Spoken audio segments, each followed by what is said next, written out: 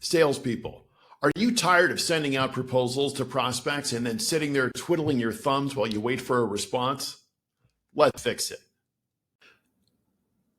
So what will you get from this presentation? Well, basically, I want to take you from the current world where most of you are, where you send out a proposal and it kind of disappears into the void. You basically feel like you don't have any real control over the process. And I want to get you to a world where your proposals are part of a coherent process for proving value, completing the evaluation, and winning that deal. So let's look at how a lot of companies are dealing with proposals today. And the honest reality is that the way that they do it is they send and they hope. They get a request for pricing from a prospect. They create a proposal that basically contains a price, right? The prospect asks for a price. We're going to write a price down and we'll email the price to them. And then we kind of cross our fingers and then we wait and then we wait and then we wait. And oftentimes really nothing happens. So let's talk about how to have a better process. And the core idea here is that instead of thinking about proposals as being a thing that you send with a price in it, think of it as a process for refining your value hypothesis and then getting that deal completed.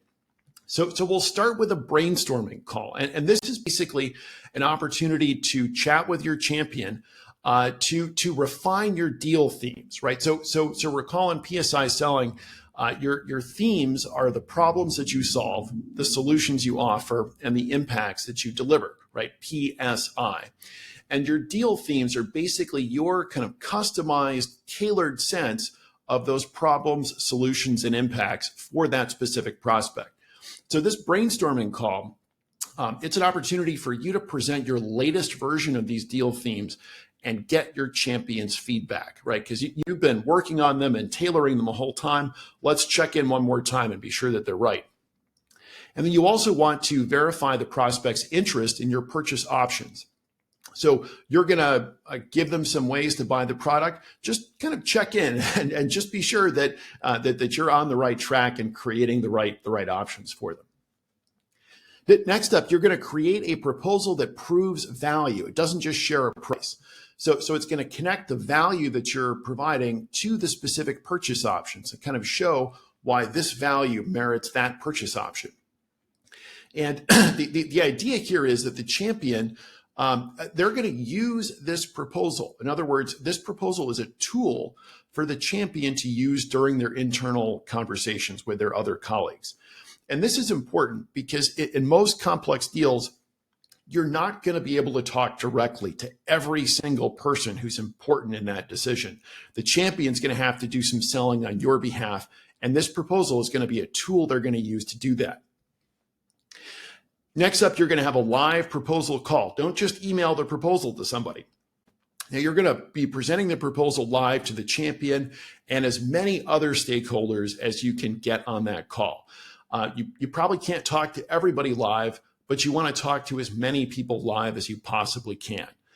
Get their feedback, answer their questions, and kind of make your case. And crucially also, the proposal call is an opportunity to plan the process of finalizing that decision and get people's buy-in to a specific schedule. After that proposal call, you're going to have another kind of check-in with your champion. And this is an opportunity to see how you're doing in terms of executing on that decision process plan, right? Do we need to make some adjustments to the plan?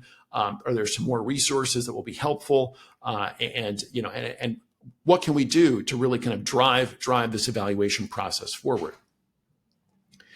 And then the other key point is that as you're formulating all of this, you're planning for the possibility of multiple rounds of negotiation, right? You might present the proposal, and then you might get a negotiation request from their procurement team. And then you might get a negotiation request from the CFO, right? And so you're kind of looking down the field and you're getting ready for all of these things. And you're crafting your proposal in light of that possibility.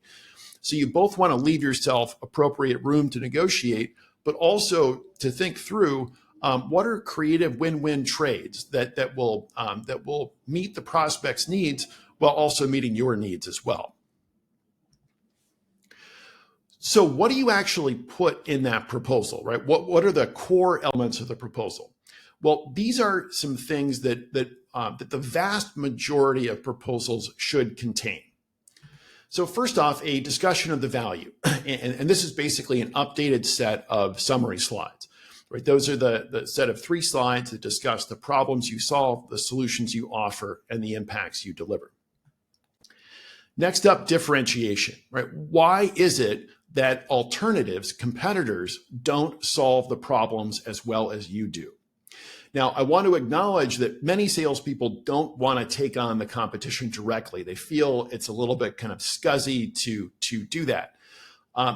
My view is that it is helpful to talk about the competition, right? You're adding value to the prospect by helping them make an intelligent, thoughtful decision.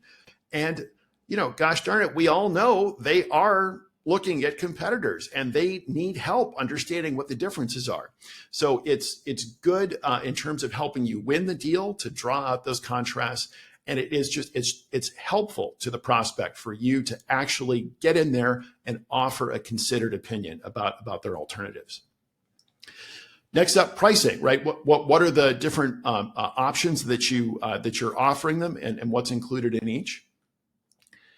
And then it's also often worth saying what is not included. This is really good for just avoiding misunderstandings in the future. And the reason this is important is that very often during a purchase process, you may have talked about a really wide list of things that your company could do for the customer, but your proposal might include only a subset of those things that you talked about.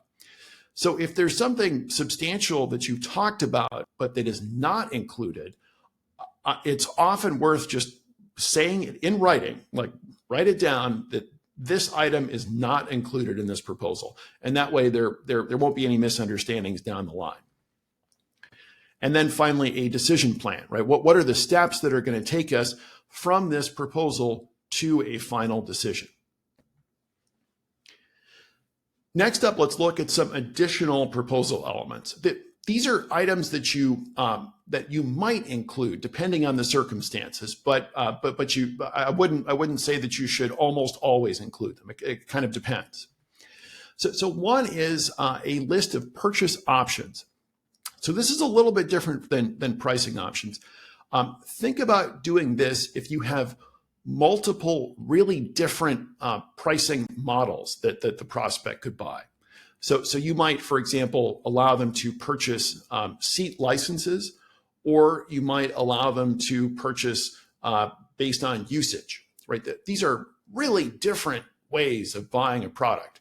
And so if you have really different ways of buying your product, you might kind of lead your pricing section by just describing what these different pricing models are, and then what the pros and cons of each one is. And then after that, share the specific pricing options that you're offering. Next up, timing incentives. It's often beneficial to you to get a faster decision. So you might offer the prospect an incentive to make a faster decision. And then next up is component value. And this is a subject we'll cover in a little bit more detail in a subsequent video. But the idea here is that sometimes the prospect is not making a yes or no decision to buy your product. They're really making multiple kind of sub decisions. Like they could buy module A, or they could buy module A and module B, or they could buy for one department, or they could buy for 2 different departments.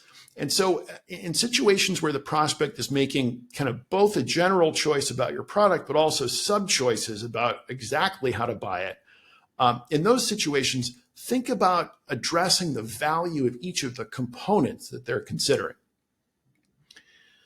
Next up, you might include an overview of the functionality of your product.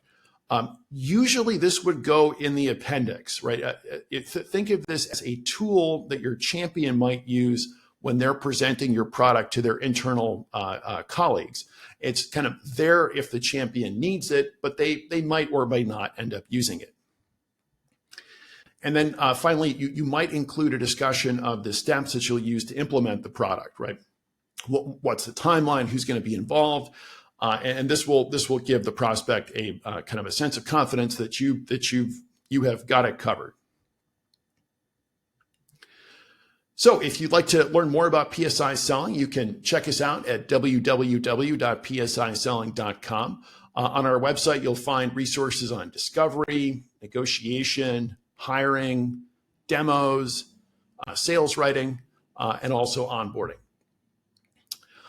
And with that, most importantly, as always, happy selling.